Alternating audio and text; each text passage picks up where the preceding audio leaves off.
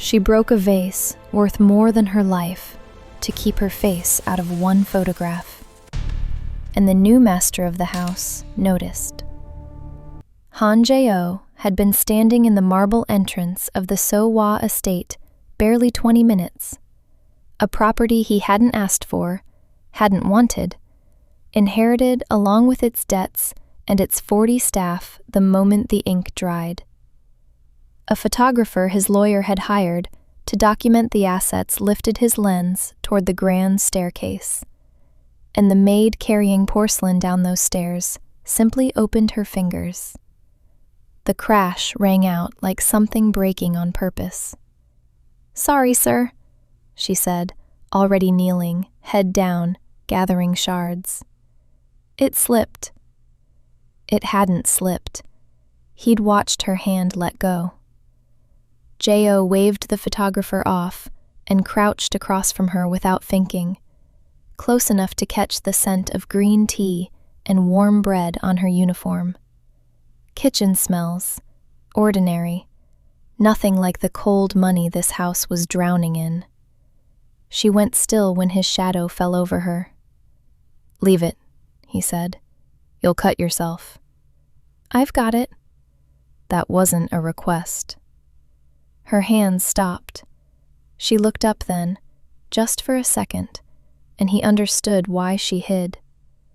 There was something in her face that didn't belong to a girl who scrubbed floors, a wariness that had been earned, not handed down.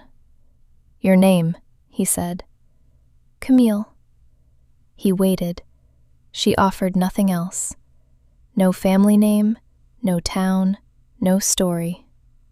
In a household where every other servant had given him a resume and a smile, she gave him one word and a wall. "Camille what?" "Just Camille, sir." The house manager appeared at his elbow, flustered, apologizing for the vase, for the noise, for the disorder of a great estate changing hands. Jae-oh barely heard him. He was 27, had taken apart men twice his age in boardrooms without raising his voice, and he could read a balance sheet the way other people read faces. But this girl, kneeling in broken porcelain, refusing to be caught on camera in his own house. She didn't add up. And things that didn't add up were the only things that had ever held him. "The photographs," the manager was saying. "We'll reschedule. The press are already at the gate asking about the new ownership." "No press inside the walls," Jae-oh said. "No cameras. None." The manager blinked. "Sir, the publicity would help the resort numbers. We badly need—" "None." He hadn't taken his eyes off her. Camille rose, shards cradled in her apron, and bowed her head. "Thank you, sir." She said it so quietly he nearly missed it, and beneath the politeness was something that startled him. Relief, as if he'd pulled her back from an edge without knowing it was there. She turned and climbed the stairs. He watched every step. He told himself it was only curiosity. 3 weeks in, Han Jae-oh fired the maid assigned to his study and gave the post to the one woman in the house who refused to look at him. And they both knew it wasn't about the dusting. Camille stood in the doorway of his study the next morning, holding a tray, clearly aware she'd been moved here on purpose, and just as clearly unable to say so. The room was his now. Ledgers open across the desk, the resort's accounts bleeding red in every column. The So-hwa estate was worth a fortune on paper, and losing money by the hour, and a buyer he'd never met kept circling. Choi Sung-hyun's people, calling his office, walking the grounds with measuring eyes, offering to take the failing property off his hands for a generous price. Too generous. Men like Choi didn't overpay out of kindness. "Set it down," he said, not looking up. She crossed the room and placed the coffee at his elbow, with the care of someone who'd learned to be invisible. He caught her wrist before she could withdraw, gently, but it stopped her cold. You flinch at cameras, he said. Not at me, not at the staff, just cameras. Why? Her pulse jumped under his thumb. He felt it. I'm not fond of photographs, sir. Nobody breaks Joseon porcelain over a dislike. May I have my hand back? He held it a moment longer than was decent, long enough to feel her breath change, to watch the careful blankness on her face crack at one corner, then let go. She stepped back, but not as far as she could have. There are men coming to the estate this week, he said. Buyers. They'll want a tour. You won't serve them. That's not your usual generosity, sir. The dry edge of it surprised him into something close to a smile. No, it isn't. She should have left then. She didn't. They stood in the gray morning light with the desk between them and something pulling taut across it, and J.O., who had never in his life wanted a thing he couldn't simply buy, found himself wanting to close the distance and hating that he couldn't name why. Why do you care who I serve? She asked, quieter now. I don't know yet. It was the most honest thing he'd said in years. A phone buzzed against the ledgers. Choi's office again. J.O. let it ring out, his eyes still on her. The warm brown of her skin in the cold room, the steadiness she wore like armor, the small unsteadiness underneath it that was meant for him alone. Go, he said, before he did something that would cost them both. She went, but at the door she paused, hand on the frame, and glanced back. Just once, the way she had on the stairs. This time, he was certain. It wasn't only him watching her. He kissed her in the wine cellar, with one hand braced against the stone beside her head. And the moment her mouth answered his, Han Jae-oh understood he would burn the whole estate down before he let anyone take her from it. It started with a name. He'd had his people pull the household records, every contract, every reference. And Camille's file was a forgery, a good one. Good enough that someone with money had built it. He'd sat with that single page until midnight, and then he'd gone looking for her, and found her in the cellar, counting bottles by lamplight, because she couldn't sleep either. Your papers are fake, he said. She didn't drop the bottle. She set it down very slowly. Then you'll want me gone by morning. I want the truth. The truth gets people killed, sir. She said it plainly, the way you'd report the weather. Mine especially. He crossed the room. She backed into the racks, and there was nowhere left to go, and he stopped close enough to feel the heat coming off her. Someone hid you here. Someone with reach. Who? You don't want to know whose daughter I am. The word landed. Daughter. Pieces he'd been turning over for weeks slid into place.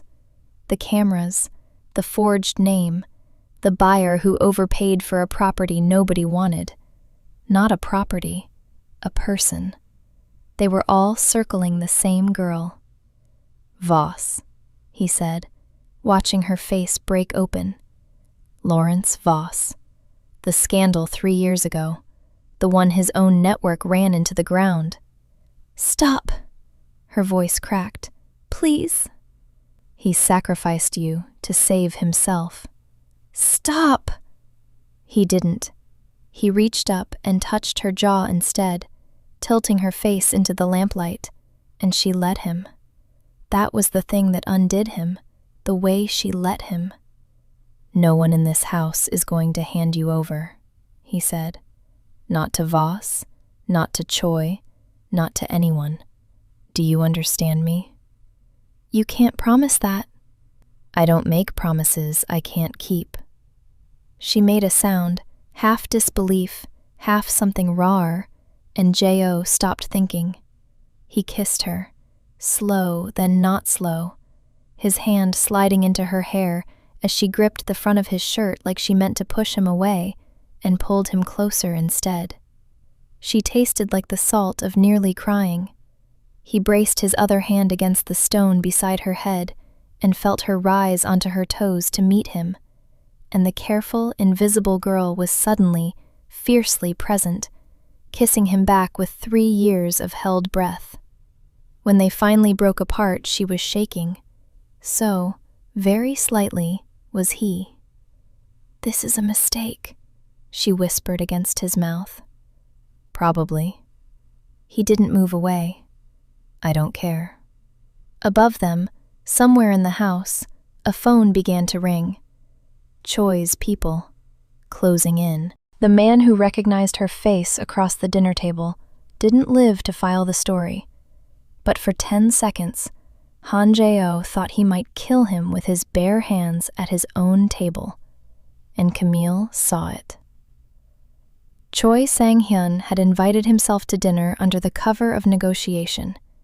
He came with an aide, a sharp-eyed man from his network's investigative desk, and Jae-oh had agreed only to learn how much they knew. Camille was supposed to stay upstairs, but the kitchen was short-staffed, and she carried in the soup course with her head down, and the aide looked up, and his fork stopped halfway to his mouth. "You," the man said softly. "I know you're." Jae-oh set down his glass. He didn't raise his voice. He didn't have to. "Finish that sentence, and you leave this estate on a stretcher." The table went silent. Choi smiled the way a man smiles when he's just confirmed something valuable. "So she is here," he murmured. "Vase's ghost. Do you know what she's worth, Han? To me, to her father? There's a war being fought over that girl's face. She's not for sale. Everything in this house is for sale. That's why I'm buying it." Jae-oh stood. The dinner ended there. He found her in the corridor afterward, pressed to the wall where she'd fled, and the careful blankness was gone. She was trembling, eyes wet, 3 years of running catching up all at once. "He saw me. He saw me. By morning it'll be everywhere." "No." He took her face in both hands. "Look at me. Choi won't run it yet. A photo's worthless to him until he controls you. He'll come for you quietly first, which means we have time." "We?" She laughed, broken. "You barely know me." "I know enough." His thumbs moved along her cheekbones. "I know you'd rather shatter than be seen. I know you taste like the sea when you cry. I know I haven't slept right since the day you dropped that vase." She kissed him this time, rose up and took his mouth like she was done being careful. He walked her back into his rooms with her hands fisted in his collar, the door shutting out the whole circling world, and there was nothing invisible about her now. He learned the curve of her shoulder where the uniform slipped, the way her breath caught when his mouth found the place beneath her jaw, the sound she made when he murmured her name against her skin like it was the only word he knew. "Stay," she whispered somewhere in the dark. "I'm not going anywhere." He meant it as a vow. She heard it as one. But across the city, Choi Sang-hyun was already on the phone, not to Vase, to a man who hated Vase more than anyone alive. The war was about to turn, and Camille was its center. She found the file with her own name on it in his desk, and the man who'd sworn to protect her suddenly looked exactly like the men who'd traded her. Camille hadn't been snooping. She'd gone into the study to leave him coffee, the way it started, and the drawer was open, and the folder was thick with her. Surveillance photos, her forged contract, a timeline of the scandal, phone records, a list of Choi's movements. 3 years of her buried life, assembled by Han Jae's hand. She stood holding it when he walked in. "You investigated me." Her voice was very quiet. "All of it. From the beginning." "Camille." "From the vase." The folder shook in her grip. "You knew who I was before the cellar, before you kissed me. You let me think you were finding the truth while you already—" Her breath broke. "Is that what this is? You found Vase's daughter and you're keeping her. Same as Choi. Same as my father. Just another man with a file." "That's not—" "Everyone collects me." Tears now, hot and furious. "Nobody ever just wants me." "I started the file to protect you, and I couldn't stop because I was terrified of losing you." The words came out of him raw, stripped of the boardroom calm she'd never once seen crack. "I'm a man who controls everything, Camille. It's the only language I have. I didn't know how to love you, so I studied you. That's the worst of me. I'm showing it to you." But she was already past hearing him. She'd spent 3 years learning that the people closest to you keep the sharpest files, and the fear was older than he was. She put the folder down, untied her apron, and walked out of the study and out of the house, into the dark grounds where the press still loitered at the gate. He didn't chase her with men. He chased her himself, on foot, calling her name into the wet night. And that was how Choi's people found her first. A girl alone outside the walls, exactly the opening Maid waited for. A car door opened on the lane. A hand reached out. "Miss Vase?" said a stranger's voice, gentle as a trap. "Your father's rival would like a word. Or your father would, whoever pays more." She froze in the headlights, the thing she'd run from for 3 years finally wearing a face. And then J.O. was between her and the car. No weapon, no men, just himself, breathing hard, placing his body in the gap. "You'll have to go through me," he said. "Gladly," said the stranger. But J.O. wasn't bluffing, and he wasn't alone for long. Headlights flooded the lane as his own people poured through the gate. The stranger waited and stepped back into the car. It reversed into the dark. Camille was crying, not from fear now. "I'm sorry," she whispered. "Come home," he said. The morning Lawrence Voss watched his own network break the story of how he'd buried his daughter. He finally understood the one thing money had never taught him. Some people, once you throw them away, are caught by someone who won't let go. It was Camille who chose how to end it, not J.O., and not the men who'd spent 3 years deciding her worth without asking her. She sat at his desk, the desk where the file had nearly broken them, and she wrote it all down herself. The fabricated scandal, the leaked story her father ran to save his empire, the names, the dates, the truth she'd carried alone. And then she did the thing none of them expected, because all of them had assumed she only wanted to hide. She gave it to Choi, not as a captive, as a partner. She walked into Choi Sang-hyun's office with J.O. at her side and set the story on his desk and said, "You wanted Vase destroyed. Here, run it as the truth, with my name and my consent, or I take it to every outlet you don't own and you get nothing." Choi, who had only ever known her as an asset to be seized, found himself across the table from a woman holding her own leash for the first time. He ran it. Vase fell within the week, not in blood, but in headlines. The empire of a man who lived by the story, undone by the one story he couldn't control. And Camille's name, the name she'd shattered porcelain to hide, belonged to her again. She'd said it out loud, in public, on her own terms. There was nothing left to find.